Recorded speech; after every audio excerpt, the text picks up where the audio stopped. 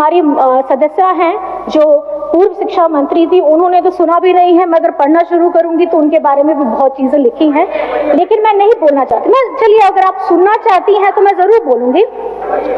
पारा शिक्षकों के मुद्दे में शिक्षा मंत्री डॉक्टर नीरा यादव जी जब भी कोई बात करने की कोशिश होती थी, वे कुछ भी बोलने से परहेज करती थी। कभी मीटिंग में होने का हवाला देती थी तो कभी कैबिनेट की बैठक में जाने का हवाला देती थी। और इतना ही नहीं, पिछले दिनों इन्होंने कहा था कि इस मुद्दे पर उनके सीनियर बोल रहे हैं तो वो क्या बोलेंगी। तो ये अगर शिक्षा मंत्री किसी राज्य की बोलती हैं, जब पारा टीचर्स हड़ताल में रहते हैं, तो ये समझना चाहिए ये कभी गंभीर विषय है। मैडम आपके बस मैडम मेरी बात सुन लीजिए, फिर आप जरूर बोलिएगा।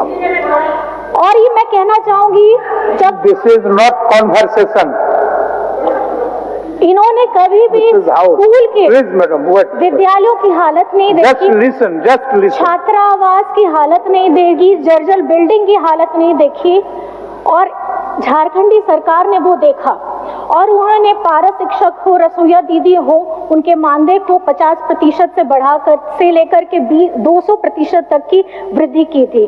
आज कक्षा 1 में से लेकर के उच्च शिक्षा के लिए जितने भी हमारे विद्यार्थी हैं, उनको छात्रवृत्ति 3 गुना दी जा रही है। और बच्चों को, जैसे आप सभी को ज्ञात है, आज हम बच्चों को साइकिल दे रहे हैं।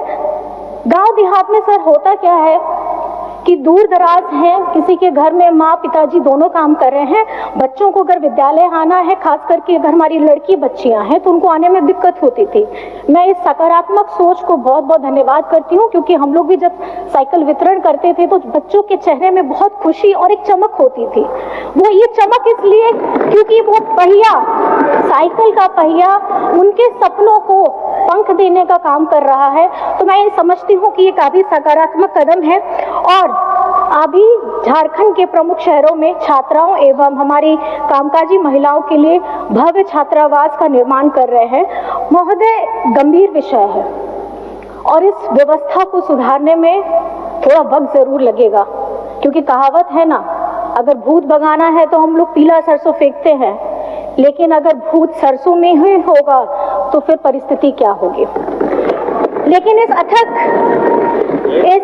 संजीदगी के साथ में आज झारखंड में मैं बहुत आपके समक्ष में मैं ये कहना चाहूंगी कि गर्व होता है कि इसी वर्ष आयोजित हमारी जेईई एडवांस में हमारे सीएम स्कूल ऑफ एक्सीलेंस के जितने बच्चे हैं, बहुत बच्चों ने अच्छा प्रदर्शन किया है। और कुछ बातें मैं आप लोगों के सामने में ये रखना चाहती हूँ कि हमारी झारखंड सरकार ने शिक्षा के क्षेत्र में क्या किया। लिस्ट बहुत लंबी है, मैं अध्यक्ष महोदय संक्षेप में आपको बताना चाहूंगी।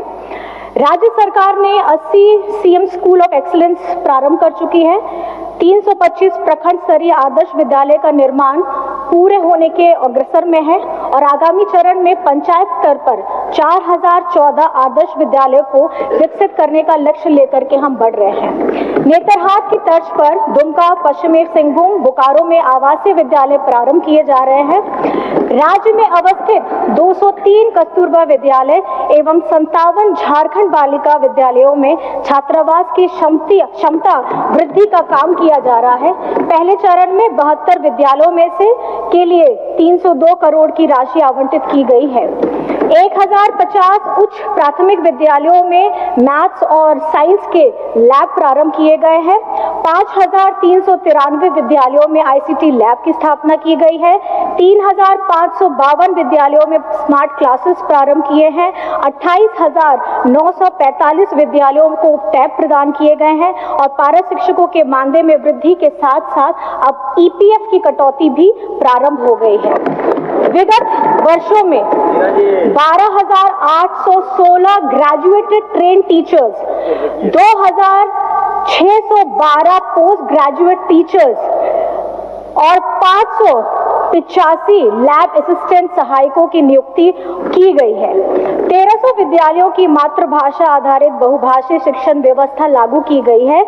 रसोइया दीदियों के मानदेय में 2000 रुपए की प्रति माह की वृद्धि के साथ साथ अब 12 महीने का मानदेय देने का निर्णय लिया गया है। आगामी वर्ष में हमारी सरकार 26,001 सहायक आचार्यों की नियुक्ति करने जा रही है।